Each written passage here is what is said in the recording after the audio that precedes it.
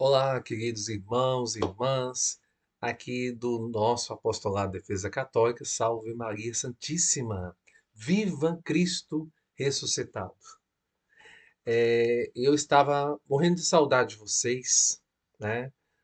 Ficamos os meses aí sem o nosso programa, né? O nosso programa do Apostolado de Defesa Católica, só para deixar claro, é um programa de temporada. Então nós vamos começar nessa temporada agora, né? Justamente nesse domingo de Páscoa e vamos até próximo do Natal do Senhor, né? Quer dizer, antes do Natal do Senhor, a gente já encerra novamente essa temporada do programa do nosso apostolado. Que maravilha, né? Poder estar de volta, estava com saudade de vocês, mas agora a gente vai ficar firmes e fortes, né? Na fé do Cristo e naquilo que ensina a nossa Santa Igreja também. Nós vamos estar juntos aí ao longo desse tempo. Tem algumas pequenas novidades, mas antes disso, como já é de costume, vocês já estão acostumados. Lembram? Vamos fazer a nossa oração inicial. Lembra ainda da oração? Vamos lá então para a gente rezar. Começar, nada melhor do que antes de começar qualquer reunião, realizarmos a nossa oração inicial. Senhor, aqui estamos reunidos em teu nome, desejosos de construir teu reino. Que o Espírito Santo que enviaste aos nossos corações e mantém viva a tua presença em nós, nos ensine o que devemos refletir e os passos que devemos dar, para que, fortalecidos com tua graça, possamos realizar os teus desígnios.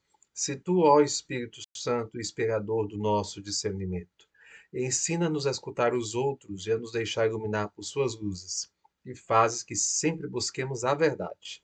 Desejosos disto, estamos aqui reunidos em nome do Pai, do Filho e do Espírito Santo. Amém. Muito bem, queridos irmãos e irmãs. Esse é o nosso primeiro programa do Apostolado da Defesa Católica desse ano de 2026, né? E vamos juntos. Vamos seguir em frente aí com o nosso programa, com a nossa programação, tá bom? Teve algumas novidades, mas daqui a pouco eu vou contar para vocês, tá certo? Primeiramente, é o santo do dia, né? Isso aí a gente vai manter, que é importante, né? Nós, como católicos, sabermos a respeito do santo do dia. O santo do dia de hoje é São Vicente Ferrer, que é presbítero dominicano, né? Vicente Ferrer era espanhol e um ilustre pregador. Não por acaso era dominicano. Durante o Grande Cisma do Ocidente, iniciado em 1378, trabalhou com afinco pela unidade da Igreja e pela restauração dos bons costumes. Falecendo durante uma viagem, foi canonizado pelo Papa Calixto III em 1458. Tá? E a outra santa do dia de hoje é Santa Irene, virgem e mártir. Paz, caridade e pureza. Com esses três nomes, as três irmãs mártires foram batizadas em Tessalônica no ano 304, sob o governo de Ducésio, durante as perseguições de Diocleciano. Irene foi martirizada por ter escondido as Sagradas Escrituras da lei e por não comer o alimento oferecido aos deuses. Certo? Esse aqui é um resumo, né, na verdade, da vida dos santos do dia de hoje. Na verdade, é muito para falar de São Vicente Ferrer, mas não é o propósito aqui do nosso programa, né? Mas se Deus quiser, quem sabe, a gente vai estar postando sobre a vida dele, né? Também no nosso blog Defesa Católica posteriormente, tá certo? Tá bom? Então, esses são os santos do dia, São Vicente Ferrer e também Santa Irene, tá bom? Muito bem. Na nossa parte de formação católica, eu postei hoje a primeira postagem do nosso blog a respeito sobre a mensagem Urbi e Orbi do Papa Leão XIV, para Roma e para o mundo, aí, né? Tá certo? Essa mensagem do Papa Leão XIV, ela fala da vitória do amor e o convite à paz. Então, eu preparei um resumo aqui para dizer para vocês a respeito dessa mensagem, né? Já que essa mensagem é a mensagem de Páscoa do Santo Padre. A mensagem pascal proclama a ressurreição de Cristo como a vitória definitiva da vida sobre a morte e do amor sobre o ódio. O Papa enfatiza que essa vitória não foi conquistada pela força física ou pelo domínio, mas sim pelo poder do amor divino, que é criador, fiel e redentor. Jesus venceu o mal através do abandono confiante à vontade do Pai e de um diálogo feito de obras, fazendo-se escravo para nos libertar e morrendo para nos dar a vida eterna. Essa força da ressurreição é descrita como não violenta, assemelhando-se ao crescimento silencioso de um grão de trigo ou ao perdão que brota de um coração ofendido. O texto destaca que a Páscoa inaugura uma nova comunidade, ou melhor, uma nova humanidade, fundamentada na justiça e na fraternidade, confrontando-nos com o drama da nossa própria liberdade. O pontífice faz um apelo urgente contra a globalização da indiferença e o hábito da violência que assola o mundo contemporâneo. Ele exorta os líderes e cidadãos a deporem as armas e buscarem a paz através do diálogo genuíno e não da imposição. Por fim, a mensagem recorda que a paz de Cristo não é apenas a ausência de guerra, mas uma transformação interior que vence o medo da morte e do mal. Somos convidados a confiar naquele que faz coisas que faz novas todas as coisas, né? Unidos em oração para que o mundo encontre a verdadeira paz que só o Cristo pode oferecer.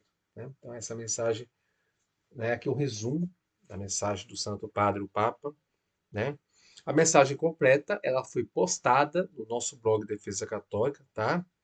Que inclusive volta normalmente com as postagens desse ano, tá certo? Tá bom? Muito bem, agora vamos dar sequência, agora falar um pouco sobre a história da igreja. Vocês lembram que no ano passado, ao longo do ano, nós falávamos sobre os concílios da igreja.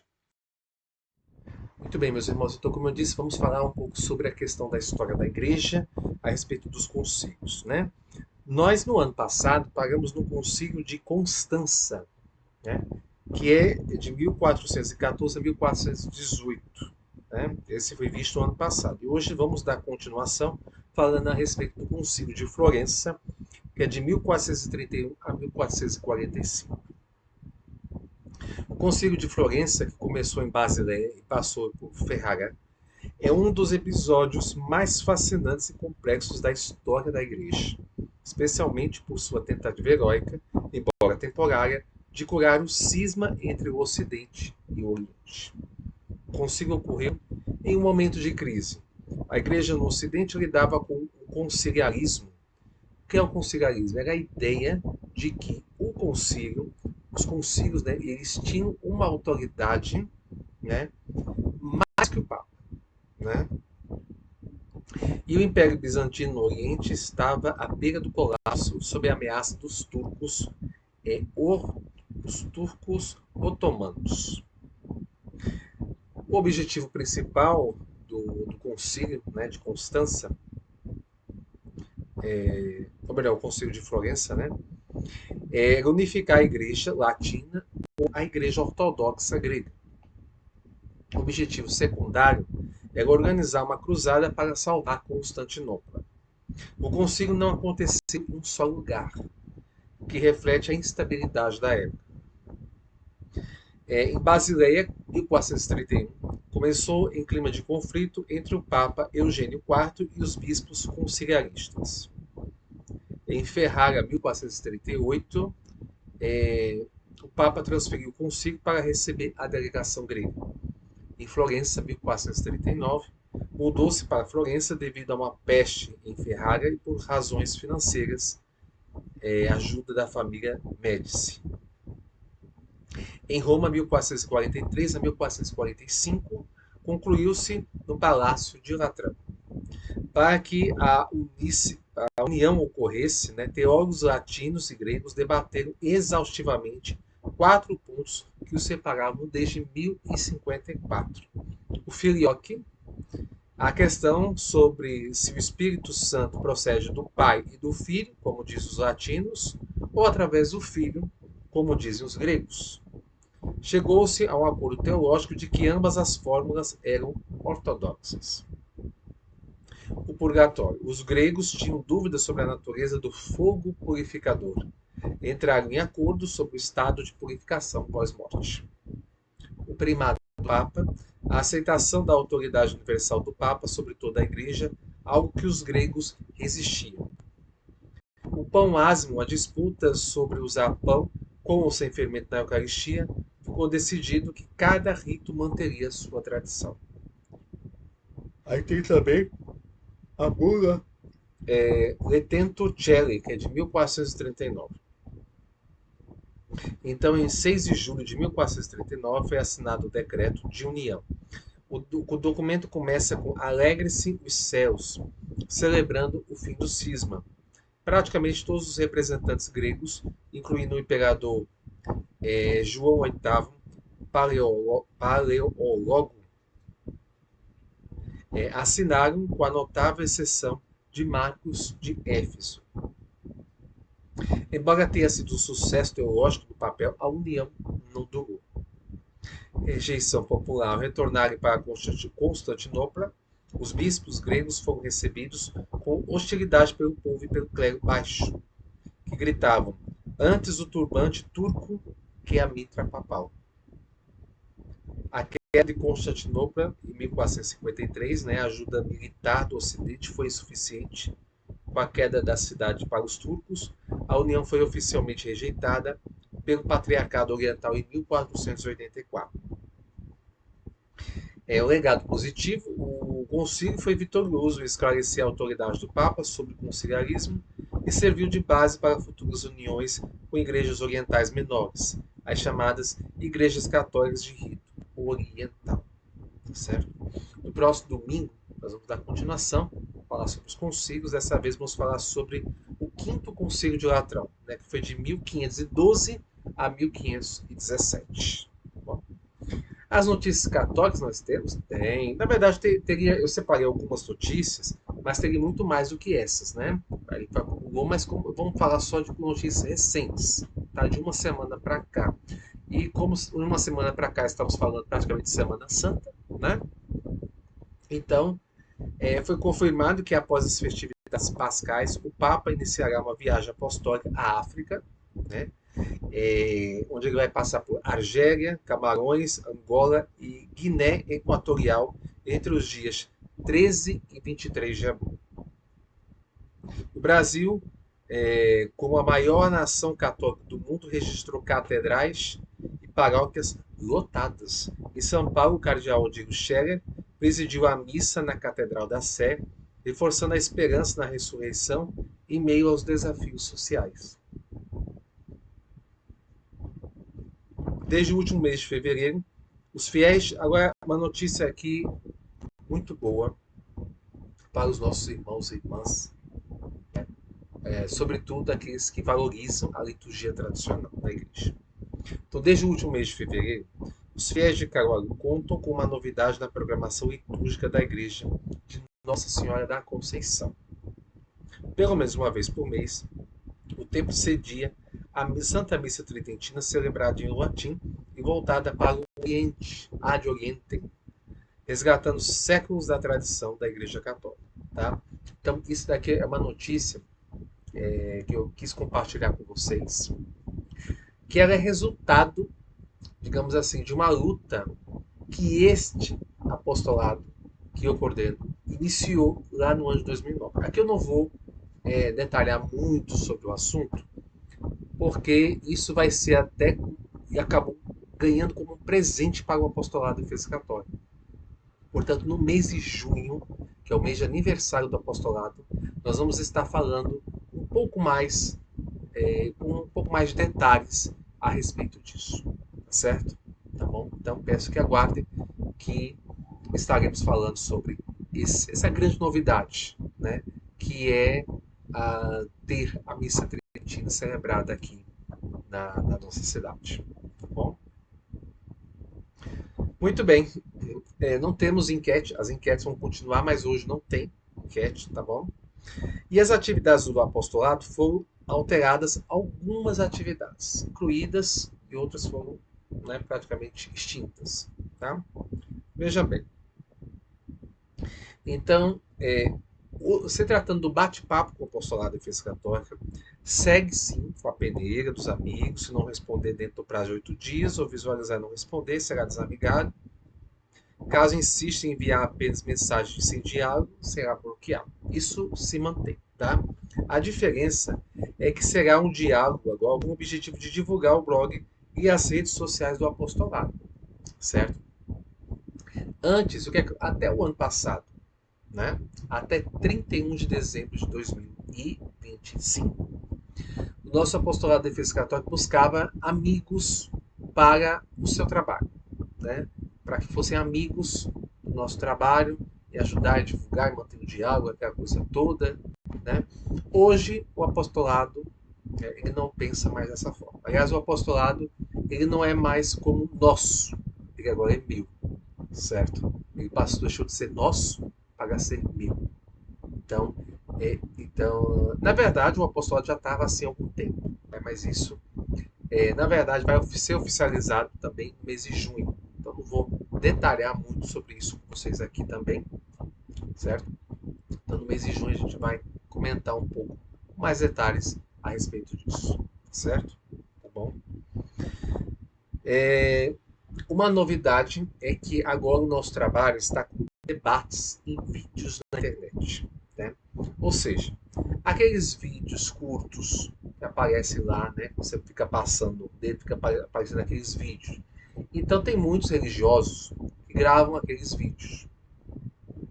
E tem gente que, principalmente os protestantes, nossos irmãozinhos protestantes, né? O que eles fazem? Eles pegam um vídeo católico e desse vídeo eles fazem um comentário, certo?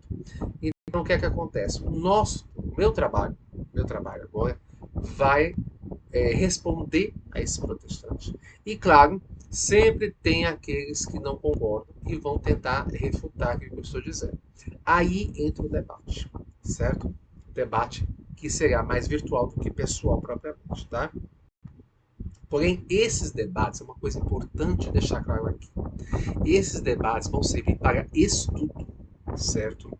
E não para brigas ou discussões vãs. Não é esse o propósito. Não é esse o propósito de xingamento. Eu sempre defendo os debates que xingamento não é argumento. Então não é o propósito deste apostolado meu, do meu apostolado. Não é o propósito de ficar xingando as pessoas, né? Porque a gente tem que entender o seguinte: muita gente tem uma ignorância, principalmente os protestantes, gritante no que diz respeito à fé católica. Isso aí já é uma coisa, dos debates que eu tive, é uma coisa praticamente comprovada. Muitos apenas enxergam a Igreja Católica como uma caricatura, né? Como caricatura. Ou seja, não estudam devidamente a respeito da fé. Não estou generalizando também. Né? Pode ser que tenha um ou outro que ainda estuda, faz alguma citação, etc. Mas mesmo assim, quando faz essa citação, às vezes é fora do contexto, né? E texto sem contexto não é pretexto, né? Aliás, é pretexto. Né? Texto sem contexto vira pretexto. Então não é esse o propósito do nosso trabalho. Né? O propósito do nosso trabalho é um debate, mas por meio desse debate podemos tirar alguma coisa, né? Tirar alguma coisa de proveitosa no sentido de estudo. Tá? Então o apostolado está nesses debates aí, que é importantíssimo. Tá? Veja, o texto da misericórdia, ele, não sei se vocês perceberam, mas ele não está sendo mais postado na nossa página do Apostolado de Defesa Católica. Né? Então ele não será mais compartilhado na página. Tá? Eu estou rezando o texto da misericórdia agora todos os dias às 15 horas. 15 horas eu estou rezando o Santo Texto da Divina Misericórdia. Tá? Normalmente. Tá bom? No Instagram do Apostolado vai ter uma pequena novidade. Eu poderei gravar vídeos pequenos, curtos mesmo, catequéticos, a respeito da fé católica. Tá? De vez em quando eu vou estar postando esses vídeos lá no nosso Instagram do Apostolado. Tá bom? Aí pergunto na página. Na página do Apostolado vai ficar as nossas enquetes. Então, nessa página não vai ter mais o texto da misericórdia, mas vai ter as enquetes. Então, as enquetes eu vou postar a partir de amanhã, creio eu, já a primeira enquete, para que o próximo domingo a gente possa comentar aqui a respeito dela, tá certo? bom? O apostolado pessoal e virtual vai continuar normalmente. Quem quiser realizar o mesmo, né? Basta entrar em contato comigo, né? Normalmente não tem, mas o apostolado tem essa abertura, né? O meu apostolado tem essa abertura para que a gente possa ter esse nosso apostolado, seja pessoal, seja virtual, tá?